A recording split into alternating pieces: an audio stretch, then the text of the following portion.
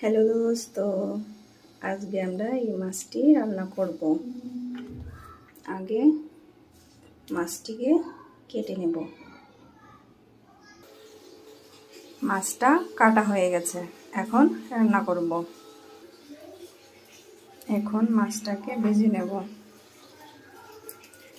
লবণ, হলুদ দিয়ে মাখিয়ে নেব।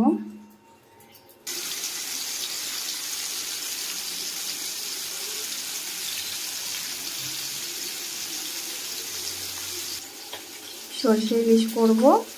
সর্ষে আর কাঁচা লঙ্কাগুলো বেটে নেব।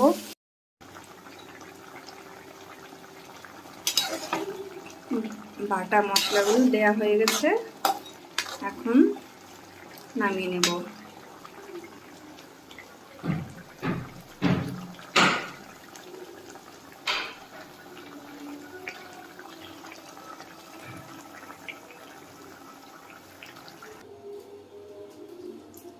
আমার সর্ষে ইলিশ রান্না কমপ্লিট হয়ে গেছে। এভাবে বানাকে খেয়ে দেখবেন, খুব সুন্দর লাগে। ধন্যবাদ।